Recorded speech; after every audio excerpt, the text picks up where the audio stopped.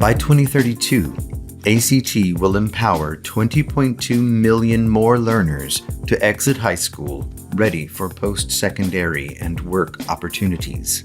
We will concentrate our work around 5 strategic pillars: build, inform, connect, mobilize, and partner.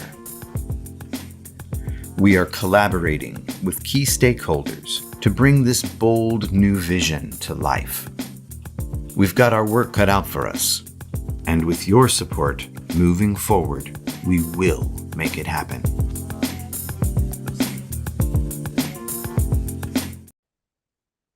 Good afternoon, everyone. Welcome to session 4 of the Iowa Ideas Conference. I'm your moderator and K-12 education reporter for the Gazette, Grace King. This session is called Reimagining the School Day and is within the K-12 education track. I want to start by thanking our sponsors, ITC Midwest and ACT. And I want to remind you that all of our sessions are being recorded. If you have any questions or thoughts you would like to share, please pop them into the chat and I will relay them to our panelists and to our audience. During this session, we'll be discussing unique approaches to education, including 4-day school weeks, project-based learning, integrated classes, and how this all impacts student learning. Our panelists are Joel Peterson, Chief Administrator of Central Rivers Area Education Agency and former Superintendent of the Cardinal Community School District, and Will Dybel, Superintendent of the Alburnett Community School District. Welcome, panelists. Thank you so much for being here today. Thank you. Why don't we start by having you tell me about your background as an educator? Joel, why don't you start? Yeah, thanks, Grace, and thank you for the Gazette and the sponsors for allowing me to spend some time and talking about a couple subjects I'm very passionate about. So this is, I think, my 25th year in education. Started as an elementary teacher, actually taught kindergarten, 1st grade, and 5th grade. Was a varsity basketball coach and then became a principal. Spent the most time with middle school students as a principal, and 13 years as the superintendent Cardinal of Eldon in Southeast Iowa. And then in July, started my new role as the chief administrator at Central Rivers AEA, and that's located in Cedar Falls with offices in Clear Lake and also Marshalltown. Awesome. And Will, you're the new superintendent in Alburnett. Why don't you tell me a little bit about how you got there? Absolutely. So, yeah, I actually started as a high school science teacher, so secondary science educator, for about 10 years. One of those years, though, was middle school. So God bless all those middle school teachers out there. I remember that very well. Then I went in, was also, so during that time, I was in a couple different districts, but landed most of my time in Spencer, Iowa, and was an instructional coach there as well. And then I went on to do administration there and had been the director of school improvement as well as the high school principal. And then this year is my first year as the Alburnett superintendent. And so in total, about 10 years as a teacher and 6 years as an administrator. So. Will, why don't you tell me about your experience with project-based learning? I know you helped start a program in Spencer. Tell me about that. Absolutely. So, we were, a passion of mine had always been to try to find a unique approach to the education system. And in the sense of, I thought there were a lot of opportunities out there that didn't have to be a bell-to-bell period traditional model. And so we, 2 other schools and myself, or 2 other administrators and myself, had visited and looked at Iowa Big here in Cedar Rapids, which was a big influence on this. And we thought, you know what, we'd love to have that. And of course, anybody from a smaller school knows you'd love to have things, but you don't have the funding for those things. And so we developed a similar model, but based for rural schools, where we would share in order to be able to provide that similar kind of opportunity in a rural situation or setting. And so we were the first school like that, basically on the western side of Iowa, and only the 3rd school total like that in Iowa. And so it was called No Boundaries. And it was a very similar model to Iowa Big, where you would work with different community groups, businesses, nonprofits, and you would focus on whatever problems they had, higher end order thinking problems, and they would gain high school and college credit working on those. And for example, designing a water park, or not a water, excuse me, sorry, a splash pad. There is a better example. Very cool. So like designing splash pads, things like that, that the community was trying to implement, and redesigning, remodeling parks, things along those lines, where the kids had a lot of buy-in and got to choose based on their interests. So it was an amazing program. The kids were loved it. It's continued to grow even in the year I've been gone. Each year, steadily getting more and more enrollment, and those kinds of opportunities were absolutely what I was searching for making. So that's amazing. I think that's so cool for kids to be able to point to things in their community and be like, I did that. I helped make that happen. And how does that help them feel more invested, maybe stay in these rural communities where we need, to grow the population, or, companies are looking for employees. What are some other projects that you saw helped kids find something they were passionate about through these types of programs? Absolutely. So we actually had a student, and this is one of my favorite stories. So he was what we consider a level 2 special ed student. For those not familiar with the education setting, special education is those who have unique learning disabilities and they need special support in order to get the same access or equitable access to education as the regular gen ed student. And so he was a level 2 special ed student, struggled quite a bit with reading based on his disability. And I remember even at the beginning, we used the agile training or agile project management process and no boundaries. So those in business would be very familiar with that process. And and a lot of that was like some share outs, some stand-ups. And in one of those stand-ups, he had basically talked about, they were picking their superhero piece, and he had said his arch nemesis would be reading because he struggled so much with it. And I remembered that, it kind of hit you a little bit because he was in high school and he was a great kid, and his passion was welding. And so for one of his projects, he actually eventually started, it was a project kind of around art and creating art for an area in Spencer. And so he actually started welding, using his traits in welding as part of the group, and started designing artwork with his team for that area and where they were going to place it, what kind of artwork, that actually led to him, after graduating, starting his own business where he does welded artwork for areas, and he goes to art shows. And so he has a big shop now, and he takes a whole bunch of scrap metal and he will turn it into different art pieces. People can commission art from him, and that was only a possibility to him by doing the program of No Boundaries and starting with that initial project of creating art for a local area in Spencer. And so it was really a cool story, and probably one of the more impactful ones that I was a part of. Joel, I'm hearing that area education agencies are helping schools prop up some of this project-based learning. I know you're newer to Central Rivers, but can you tell me about what that looks like in your area? Yeah, I know for a fact that Cedar Falls uses a program called CAPS, which is actually similar to the Iowa Big. And we actually have some shared employees that we actually provide to the districts around work-based, project-based learning. And so we understand that we need to be a part of helping the workforce and kind of the future workforce. And so future ready is a goal of our state agency, all the Iowa AEAs. So I think we've been really getting into that too. And I would just share in my previous life as a superintendent, we worked with businesses also identifying that some kids were not going to go to a region school, nor should they, because of their goals. And we were able to open a regional welding academy with the help of the local community college, and we would graduate about 20 to 25 welders with welding diplomas, no debt, and they were going to places like Vermeer, John Deere, local places, and making $20 to $25 an hour.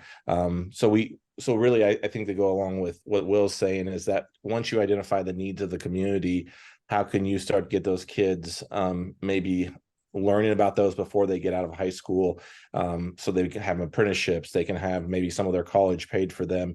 And quite honestly, I think, Grace, you hit it the nail on the head when you said, how do we survive and grow rural communities? It's going to be through helping our businesses have a workforce. And so I think that's where a lot of these programs that Will started, and I'm sure he'll start something in Alburnett once he gets rolling, but those are just really important if we want to continue to keep rural Iowa viable. Yeah, Will, you mentioned that you saw the traditional bell-to-bell class schedule wasn't working for all kids. Why are we, as school districts, increasingly turning to project-based learning? And do you think this will stick? Absolutely. I think it's engagement. It really goes back to the engagement piece. And, and I think people across different platforms, not just in education, but they realize that, number one, that kids have access, especially, I mean, all people, but kids especially have access to a lot of information at their fingertips. And the traditional education focused a lot more on imparting that information sometimes versus the idea of project-based learning really focuses on developing the higher order thinking skills. It really focuses on developing a lot of your workforce-based skills, like Joel had mentioned. And it really focuses on engaging the kids in the education system. And, I think, and this is going to be a very personal opinion here, so please take this with a grain of salt, but I think that really we've even kind of ingrained children to have a shorter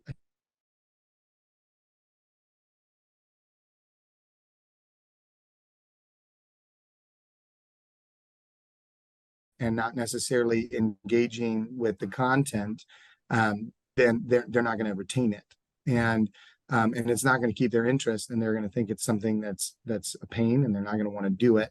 And our whole goal as educators is to really empower them for when they leave to be successful in whatever direction they choose to go.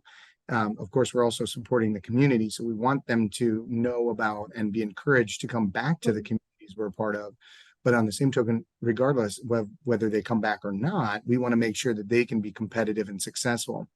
And we have a lot of great, amazing skills to teach them about, in essence, all the even just things such as grit. You learn grit even just going through school in that sense, and the ability to do that. They have to have some buy-in or not buy-in, they have to have engagement in order to get that and retain that skill and that learning and that information.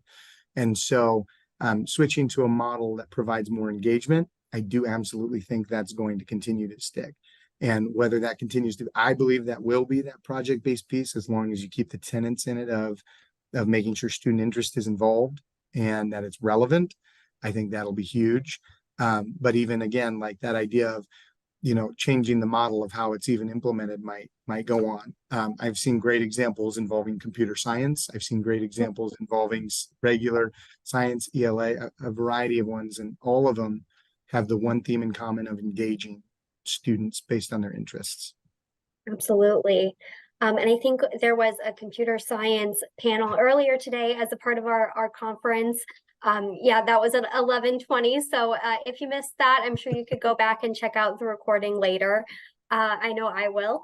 But that's an excellent point. What are some other unique approaches to learning you both have been experimenting with? We could talk about co-teaching and integrated classes. And can you define those? Yeah, I just want to add a little bit to what Will said there, because I think that one of the things that project-based learning is really doing that's important is he kind of touched on the soft skills, right?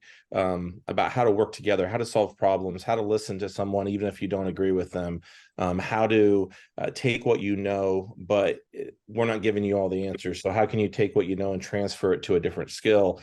Because there was a time when we had to memorize the 50 state capitals, and there was nothing wrong with that, right? Because we couldn't get to that knowledge quickly.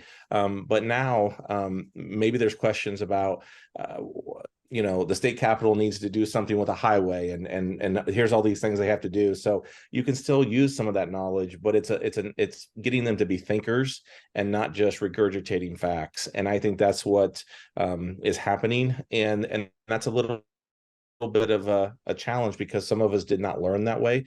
So that when children or your grandchildren talk about those things, they're like, well, why don't we teach the basics? Well, we are, but we're just doing it differently, because you have so much information, as Will mentioned, at your fingertips. We're trying to teach application and thinking skills from that standpoint. So I think that's what we're trying to do to get kids ready for a world that they're going into that's changing rapidly too. So I just wanted to add to that, and then I'll hand it over to Will for some co-teaching, maybe some things. Yeah, thank you. Yes, what you mentioned, the integrated classrooms and co-teaching. So for example, integrated classrooms are the idea that, we're not separating geometry and shop and math, or sorry, I said math, or sorry, geometry, shop, science, etc. Not separating all those individually, but instead combining them in different courses. So personally, I had experience teaching some integrated courses, specifically science and social studies. And I've also seen and observed a variety of ELA courses co-taught, like ELA in computer science, ELA in social studies. And the idea being that it becomes a lot more relevant for the students. And actually, Albert, here we also offer geometry and shop together. And so the idea being that we want to provide an opportunity where students see the relevance of the content. Because in all honesty, kids will say, well, where am I ever going to use this? And, sometimes it's a battle to explain to them where you're going to use it. And I'm going to admit to them, sometimes when you get to calculus, I was a physics teacher. Yeah, unless you go to physics, you might not. But the idea would be is that we want to make sure that they can see the relevance. Because in geometry, you'll use it quite often. And so by combining that with shop, now not only are they learning the geometry, but they're learning by doing it in a standard way that they're going to be able to access as soon as, they'll be able to access when they go home, if they want to go start building and working in the shop, maybe at their house, or working with some of their tools, things along those lines. Same with the idea of utilizing science knowledge or science understanding, theory, etc., to help understand why humans migrated the way they did. That makes it much more relevant and meaningful to them, those integrated classrooms. And that's something that I think is encouraging. And I think a lot of people have understood that that's a really good best practice to move towards in that sense as well. It's hard to do because oftentimes you need two teachers, and with scheduling and student numbers and things like that, that can make it very challenging. And that's why I think you don't see it as often as people would like to do it, but it is a great practice. And the co-teaching is the same issue. Co-teaching, you need two teachers, but it is, again, a best practice. I can speak specifically again here, Albert, we've done it. We started doing it 6 years ago. And 5 years ago, we started seeing achievement gap between special education and our regular education math at the elementary narrow. And that's the goal. That's the goal of special education, is to narrow that gap. And so that achievement between the kids. And so what we were seeing is the growth of our special education students in math, specifically in those co-taught courses, was exceeding the growth of the standard in the state.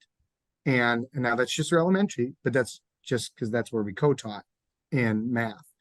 And that was the only difference we had between math and reading. Whereas in reading, it's the same teachers and the same process things otherwise, but we weren't seeing that same gap closure for academic growth. And I think that just speaks volumes to the effectiveness of co-teaching when done correctly. And I think oftentimes people say, well, we've seen co-teaching, but the co-teaching model in and of itself is when you are truly both teaching the course.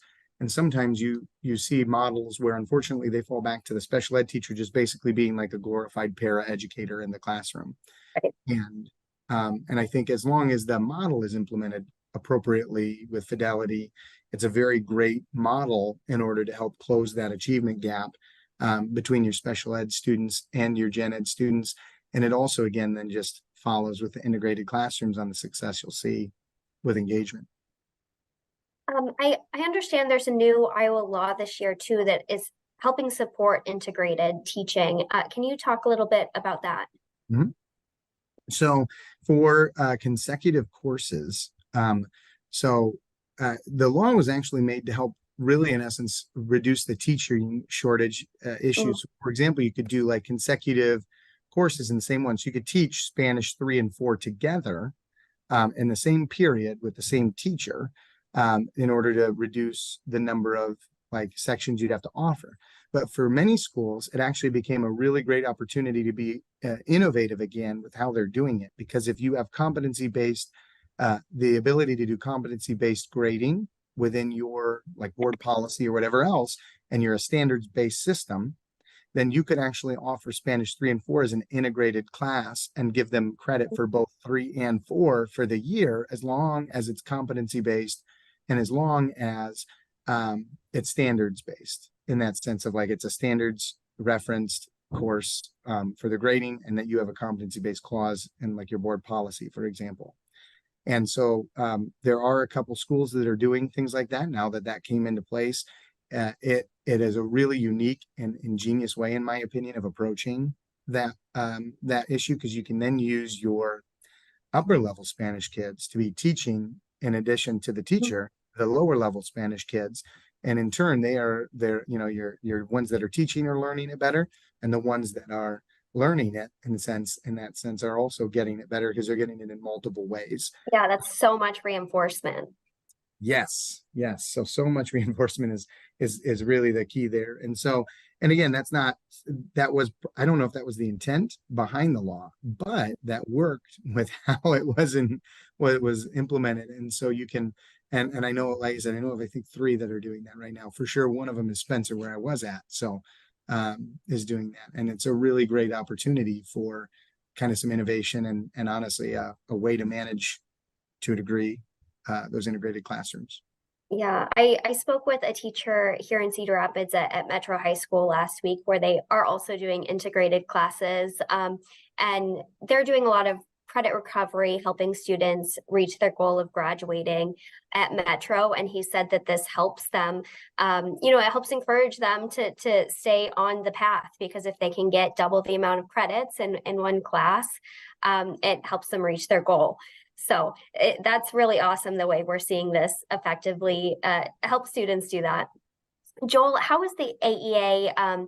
Are there trainings offered to teachers that help them learn how to better co-teach? Because like Will said, if a special education teacher isn't able to do that effectively in the classroom, then that doesn't work so well. Yeah, no, I appreciate that. And honestly, I appreciate everybody being on this, because I don't know how many times I get asked, what do these AEAs do? Yeah. Right?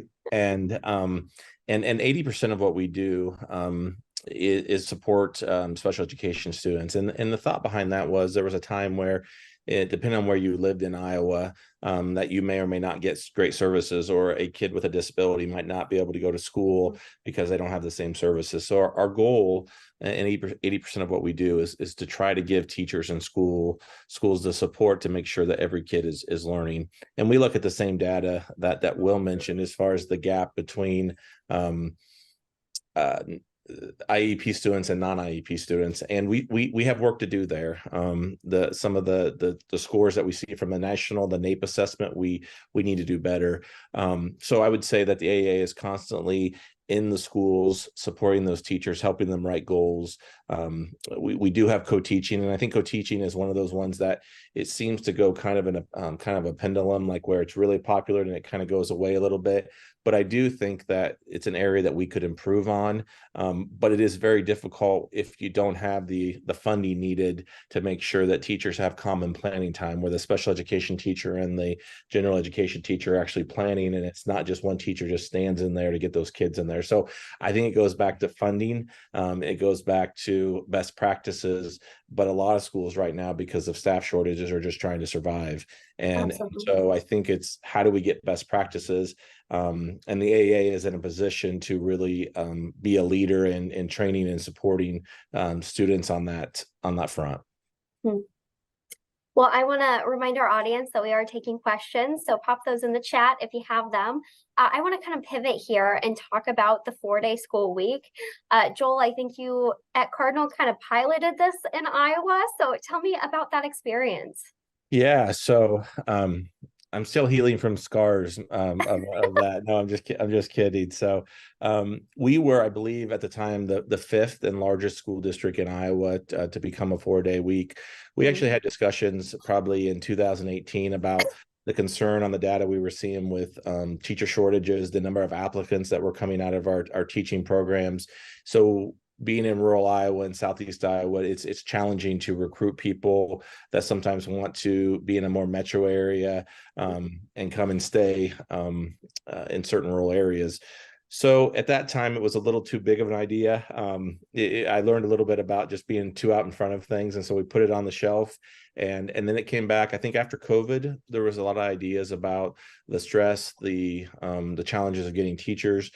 I'll give you a personal example. I'm an elementary major, and so I won't tell you the exact years because I know I look really young, but there was a time when I was applying for elementary jobs that there would be 500 applicants for, say, a fifth grade job. We would, in April, which is early in the hiring season at Cardinal, we may be lucky to get 10 applicants for a fifth grade position. I know school districts that can't hire a first grade teacher, which is a great grade to teach as a former first grade teacher.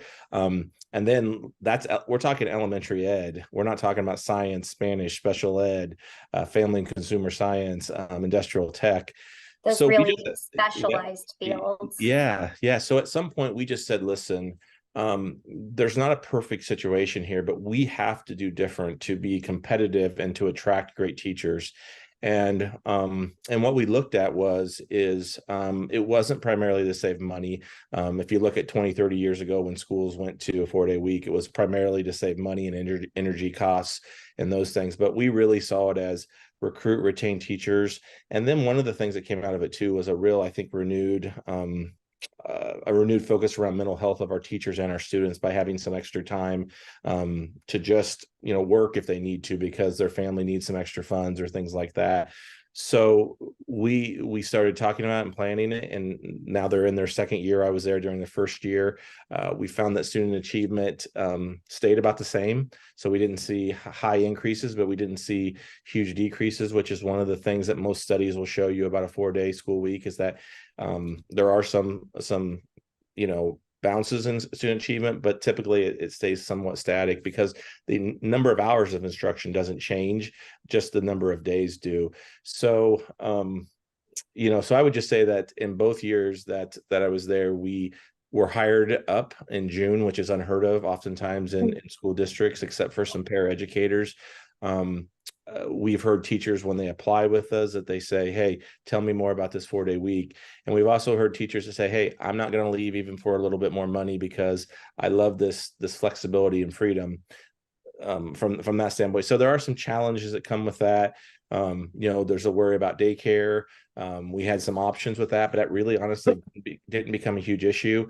Food insecurity. We do the best we can to send home food backpacks with the kids that need those. But it just really was one of those things where we had to think different because what we were the challenge that we were having with recruitment and retaining teachers was so high that we focused on the teacher as the most important factor in student success. So if we can get a teacher, train them up, and about year 3 to 5 is when teachers tend to, the light bulb comes on, unless they leave the profession, which 50% of the teachers leave the profession before year 5.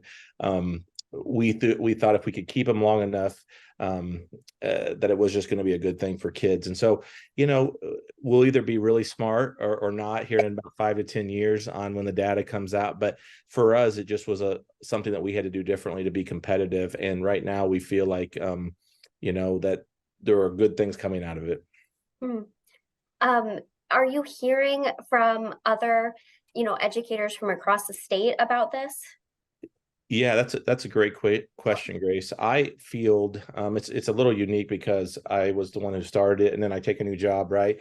But since I was there during a lot of the planning and meetings, I probably get an email or a call once a week from schools, and I would tell you that it would be surprising to see the size of schools that are talking to me. We're talking from 4A schools to 1A schools. And so I just think a lot of people are having this struggle of trying to keep teachers, and we can't really pay more under the current system we're in. So what can we give them? And we can give them more time. And for some of our workers coming into the workforce, that's a real value to them, is time. And so that's where we've been able to say, hey, we're going to get close on salary, but we can't match a school that's 3 times our size. But what we can do is try to give you maybe a lifestyle that you want. And if we can show that student achievement isn't hurt, hopefully it can be helped. Then I think that hopefully it'll be something that more schools can try and even be more innovative than we were. And so we could learn from them too, because it is scary when you're, change is great, you go first is kind of the motto. So I think we're just going to learn a lot, and people are asking questions. But for us, it just was a matter of trying to get great teachers in front of kids when we have some disadvantages to trying to get people to come to our area. Will, can you tell me about your experience with 4-day school weeks? So I have actually more so I don't have as much personal experience by any means, but I definitely have followed all the research. I was going to say, because I can tell you that what Joel has been saying is a very common thing. And I don't think there'd be a superintendent out there who hasn't been approached by one of their staff members about a 4-day week, at least for sure, in the state of Iowa. So, and in all honesty, and everything that we that I've looked at myself, it followed very much with what Joel had said. Is most of the studies out there had shown that as long as you keep the hours of instruction the same, you're not affected by your student achievement will get lower. It's only when you reduce your number of hours, which would of course make sense. And so you're keeping those hours the same. And I would tell you too that from a staffing perspective, that would be a huge bonus for staff and teachers. A 4-day week would be a huge thing to be able to kind of dangle for applicants and retain teachers and things along those lines. I guarantee you, like Joel said, the lifestyle is a huge piece, especially for younger people nowadays, when they because when you're trying to retain and attract teachers, some of the reason they're not even coming into the field is because they constantly hear about all these work from home jobs. And I think that it's one way that you can try to make it more appealing when they're looking for a flexible job, it would be to look at like a 4-day week. Do you mind chatting about what staffing looked like for you as you were coming into Albernet? So for us, it was our in need areas. Like Joel mentioned, our elementary was good, but our specialty, for example, ag, we did not have an ag teacher. So me coming in, no ag teacher. We actually utilized an alternative pathway option to be able to get an ag teacher here, former graduate, but they got a specific ag education authorization based on the fact that her degree had been from Iowa State in ag science. And got her contract signed 2 days before the year started. So So did she study education, or she studied ag science? She did not. She studied ag science. And so there's an opportunity in the CTE field specifically for you to utilize people from the field to fill teaching staff, particularly when we didn't have a single ag applicant.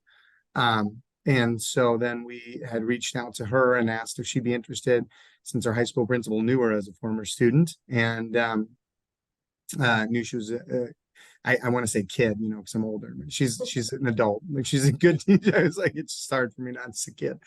And honestly, we saw a similar issue when I was in Spencer. The FCS teacher had been retiring, been there for 35 years, no FCS applicants.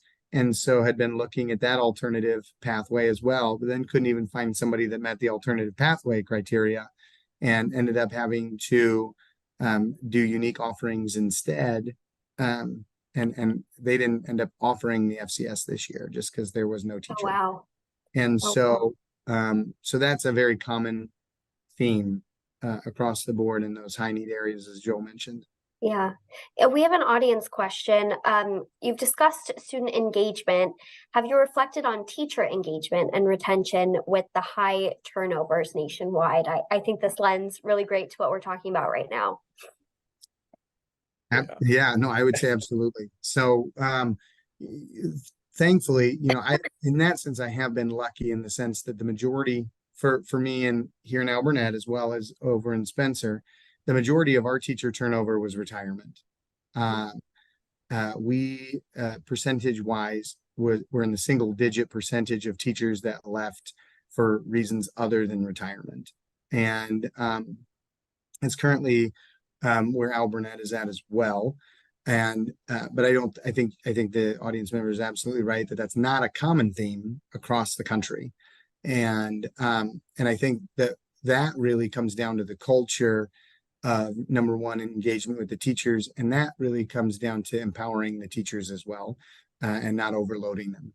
And I think that the staff are, giving them a voice, first, and letting the administration know where they're at, how they're doing, how much the workload is on them, giving them a voice, and what are the important things in what we're doing, and what do we need to be focusing on, because we all know there's important things to be doing, but sometimes there's so many out there. It's giving them a voice in that, and also not asking them to do, in essence, too much. Like, you want, teachers are educators because they care about kids. They did not get into it for the pay, and I don't think anybody can argue that, because there's not good pay. So the idea is that they came in to be good teachers and make an impact. So giving them a voice in what's going to, what are the things we're going to focus on, then really helps that. I always look at it from the perspective of, people want to be challenged, but they want to be challenged past their capability. So you have the ability, what are they capable of doing, and how hard is that challenge per se? And you got to find that right spot right there in order to do that. Making sure that they have the tools necessary to do that. When you don't, when you give them something that's past their ability or past their time amount to do, then all you get is frustration. And that's where you get that kind of a turnover, in my opinion. Yeah. I would just add, and if you tell me to get off my soapbox, I will, Grace. So, but very passionate and about this topic. And, we certainly do an engagement survey every year to try to look for themes where we can do little things to support our teachers. And we've had some success with that. We also have strong mentoring programs where our teachers are supported. But listen, I mean, I think for the listeners out there, we can do lots of things to try to entice teaching. But if respect for teachers in our schools are not there, it's going to be very hard to recruit the best and the brightest to become teachers. The research is clear that teachers are very stressed for the same things that Will said, that they want to be teachers, but they can't be mental health therapists too, and they can't be food nutritionists, and they can't and they do it right, and they don't complain, and we don't complain. All the things that schools weren't created for, we're doing, but you can't expect to have a low respect for teachers on top of pay not being great, and expect people to go into the field. And so that's where I would love to see us, knowing that we're not perfect, we make mistakes, that we could do this, have this renewed sense of respect for educators, because without that, it's hard enough to be a teacher, and to bring that energy every day with the trauma that our kids are bringing into the classrooms. And so I would just say that engagement and retention is tough right now, because a lot of our teachers and educators are stressed and worried, and feel that we've, in some ways, I'm going to say we've become the enemy. And never in the history of education did we ever think we would become the people that aren't doing right things for kids. And I just would say that for all those listeners out there, for every story you hear, there are miracles happening every day in classrooms across our state and across the nation. So just ask those questions. If something doesn't sound right, ask someone, because we just have to renew that trust and that respect. And we're a part of that, right? So I'm not trying to make excuses, but I do think it's a difficult time to recruit people into our profession when there's just a lot of difficult things happening right now. I'll get off my soapbox, Grace. I like that soapbox. As education reporter here, I speak with teachers almost every day, and I'm just blown away by their innovation, by their passion for their students, and just the ways that they are finding to help support them above and beyond their job description. Yeah. How do you think, we've talked a lot about unique approaches to learning, 4-day school weeks, co-teaching, integrated classes. How is engaging businesses important to the success of these programs? Go ahead, Will. All right. I would say that it's absolutely it's extremely important. In and of itself, when you want to look at like some real world application, getting the real world application is going to be getting the engagement of the businesses. One of the things that Al Burnett is looking at doing is 3D. What we are doing it. We're in the process of doing it, and we're rolling it out next year, I should say. It's called 3DE. And so Iowa Big, I talk about how great that was. The only issue is it didn't hit every kid in the high school. It didn't hit all the kids. And our goal is to try to get that kind of experience to all the kids. So that's what we're going to be doing with 3DE. And the idea being that every student eventually, as we roll it out, so we'll roll it out by grade level. So as every student goes through high school, they're all going to have this experience where they're constantly working on relevant projects, that the curriculum is intertwined and it's with local businesses or nonprofits, et cetera, to see the real world impact of what they're doing. And so I think it's extremely important in order to be able to do that, to have good, strong business partnerships and have their buy-in and their engagement even with our kids. And some of that goes back and forth with just communication. What do you need from us? What do we need from you? And really being able to support each other to get them as engaged in order to be involved in that sense. And I know Joel will speak to some more of this as well with what he's seen on some of that. But I do firmly believe that the only way you're going to get a lot of the relevant information and projects and things that you want to get the engagement of the kids is to have partnerships with community groups, businesses, and organizations that can provide those learning opportunities for kids. And, we do our utmost to try to make it beneficial for them as well. I remember when we would do the No Boundaries, we would do a partner onboarding. And at first it was me. As we got more kids and I could get more staff involved, then we had a different person doing that. But at first it was me, and I would meet with the partners and we would talk about it. I'd say, these are kids, so we don't want your project that can't fail. We want the project that like you would always like to do, but you've just never had the manpower to do it, because they're kids and we want them to fail, and we want to teach them as they fail and have them like learn forward. And what's going to happen is sometimes your project's going to be successful and you're going to get what you want out of it. Sometimes you're going to get something that's completely different than what you were expecting, but you're still okay with it. And sometimes you're not going to get anything you wanted at all, but you're going to learn like 5 ways that you're not going to do it moving forward. And either way it went, but having them prepped in that and making sure they saw the benefit, even when it was a failure, was important. Yeah, I would just add that I think there was a time where businesses and K-12 schools were almost silos, where they didn't necessarily see themselves as partners. And I think a little bit of that was just the demographic data of the generations, right? The baby boomers, there were plenty of workers to come and take a job.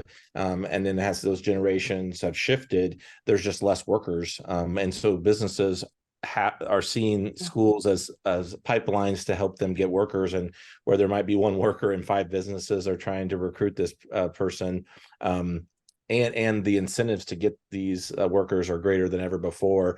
I think businesses just would like to be into the K-12 arena as soon as possible, helping recruit them, helping them apprentice those workers, because they don't have the luxury of waiting until perhaps they get out of school, because there's just not enough workers to get hired. So I think that this goes back to this whole discussion about rural Iowa and how do we keep those manufacturing companies going. Well, I think that we do that by getting those partnerships, because everything we talk about too here is about relationship, right? And so if you can build a relationship with a kid, and they're like, when I graduate, I'm going to go work for, such and such because I really like them. They've treated me well. They let me come in the summers and work, and they've paid me. If that relationship can happen sooner, the business have a better chance of succeeding long term. So I think that we understand that we need to be a part of the workforce development, but yet the businesses need to help us train those kids, because there was a time when the businesses would just say, oh, these kids don't come ready to learn, right? or ready to work. And so what we're saying is, well, tell us what you need. We can quit complaining about it and get together and try to come up with a solution. So I think that's happening better than ever before. We have about 15 minutes left. We have a few audience questions that I want to make room for. One is, with the integrated classwork, do you see the grading system, testing, and homework structure changing? This person says they have heard a lot of students not showing effort in class because it's not directly related to their grade. Yeah. So honestly, what number one, I think part of there has to be more of a mind shift in general for grading. I'm a huge proponent of evidence-based grading. What it used to, way back when I first started teaching, it was standards-based grading, and it was standards reference grading, and now it's evidence-based grading. And so, how that has evolved. But the key piece was, the work needs to be done, and you have interventions for it if it doesn't get done. And what a lot of times I think people get frustrated with is they might say they try to take the grading model of a standards-based grading or evidence-based grading piece and fit it into a traditional teaching method, where you still are thinking all these assignments that kids don't find relevance in are going to lead to a test, and then they can retake the test. So then the kids skip all the assignments, take the test, and try to retake the test. And I think that's what the audience member is kind of referencing. I think what you would do is there's a variety of ways to address that. One of them is, okay, so number one, make sure that what you're giving for assignments is relevant. and then you don't have to worry about whether or not it matters if they do it, because if it's relevant already, then they would do it. Number two is, if you have still a lot of things that you think are going to be necessary that they're not going to be engaged in, those would be things that must be completed before you can take the test or before you can finish this project. Number three, you could also do things along the lines of reassessment evidence. So for example, the idea of reassessment, if you do it or if people implement it, is that you would have an ability to actually learn it or relearn it. And so that could be like one-on-one interviews with the teacher. It could be like, show me evidence that you've now learned the assignment or learned the task, or standard specifically is really what it is. Learn the standard. And then we can talk about a reassessment model for it. More importantly, I think what it really kind of boils down to is you think about how, when you get to an upper level, I don't know about most people's, I assume most people's jobs are similar to mine even. We have our own evaluation. And none of my evaluations as a superintendent, as a principal, or as an educator involved a test. And my evaluations were, I am going to be observed. The person that was observing me is going to find evidence that I'm meeting the standards that I need to in my job. And then we're going to sit down and we're going to discuss about what that evidence was seen was, if there's other evidence I can provide. And then we're going to come up with, how am I going to keep on improving myself moving forward? And I think that's a best practice when you're doing something like an integrated classroom, specifically at the secondary level, or when you're doing even a regular evidence-based classroom, is you're having one-on-one conversations where the student would rate themselves on their standard and with an I can statement and understanding it, the teacher would, and you have these discussions about where they see themselves and how they're going to move forward and what they're learning. And I think that's the biggest piece. My last couple of years of teaching, that's what I did. And I felt most confident in my grades at that point. And I think at the lower levels, and I could, I didn't teach elementary. My wife was a kindergarten teacher, but at that time, they still want to do what the teacher would ask. And so you have a lot less issue trying to get them to do tasks because they're doing them in the classroom versus taking them home. And so that's less worrisome in my mind at that age, because you have a lot of different ways to get them to show understanding, and common formative assessments you can use and things along those lines. And then I think as you get up towards the secondary level, that's where you utilize a lot more of this kind of interview one-on-one format, preferably where do you think you are? Where do I think you are? Rate yourself on the I can statement. Like, I can do this. Yes, I kind of can't. Like, I'm developing on it. I'm really good at it. I have mastered that. And then let's sit down and talk about it. That's what I would say when it comes to the integrated classroom and grading is secondary level. Follow that path. Yeah, Did I absolutely. get off, or did I answer that question? I hope I Yeah, answered I the think so. question. I mean, Joel, Okay. would you have anything you'd like to add to that I about? don't think so. I mean, I think this is, I haven't experienced a lot of that. And I think Will's teaching, he believed in what he's doing now as a leader because he did the same thing as a teacher. So I don't think that I can answer that any better. So I'm going to give a letter grade of an A because he showed evidence of able to answer that question. So yes. Well, there you go. All right, another audience question. I keep hearing how substitute teachers are desperately needed. Why is it so expensive just to apply? I don't know if you guys can speak to that. I can. So you have to take a sub-authorization course Yeah. to be a sub. You have to have at minimum a 2-year degree, and then you also have to usually pay for a book to use with the course. If it's an in-person course, and Joel, feel free to correct me here if I'm wrong here, but I believe it's like 2 or 3 weekends. Yeah, I think so. It might even be online now that you can in some AEAs too. Okay. So, yeah. Yeah, and now the AEAs offer it, and I will say I think that's relatively cheap, but I would agree that sometimes, nobody wants to put that investment in, especially if they don't know if it's something they want to do. What actually we're working on, and if it gets approved this board meeting, I'll be able to offer to pay for the sub courses and books of a person that's interested in becoming a sub for us, and they just have to agree to sub for us so many days. And so if that gets approved next week at our board meeting, I can offer that out to people as well. And I think other schools are doing similar things or trying to. Yeah. Yeah, I would just add that I think you might see more and more schools do this. The thought of being able to call a sub one day a week and get them to come is really difficult. So one thing that we did during my time as a superintendent is we actually would hire subs full time.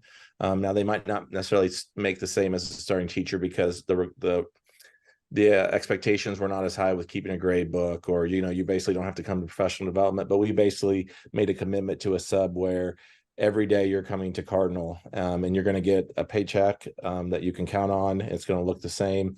I think we did insurance too, and we were able to have 3 subs that we knew were going to be dedicated to our school. So I think that you might see more of that because even if we didn't have a need, which almost always there's a need for a sub, we would just say, hey, we're going to have you help in kindergarten today because kindergarten always needs help, or preschool. So I think you're going to see more and more schools just trying to hire subs. They like it because they get to come to the same place every day.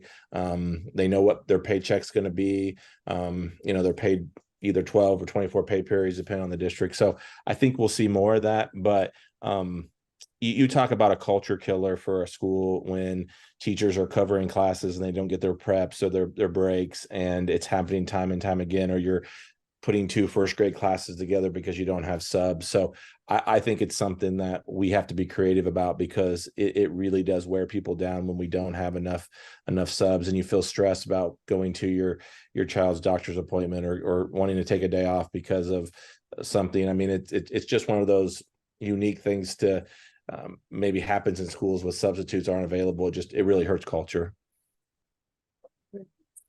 We have a comment here about Iowa STEM Best. Are either of you familiar with that? Yes. Do you want to maybe talk about that a little bit? I'm not sure I'm familiar enough to talk about it. Yep. When I was in Spencer, we actually got 2 Iowa STEM Best grants. One was for the registered apprenticeship and what do we call it? Guided apprentice program. And they were called ECEs, Extended Career Experiences there. That was the first one that we got a STEM Best grant.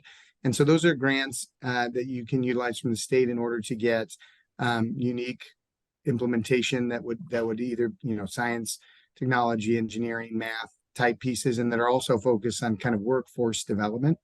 And so that was the first STEM Best grant we got. And the second STEM Best grant was for No Boundaries. So, and Well, that there you was, go, full yeah, circle.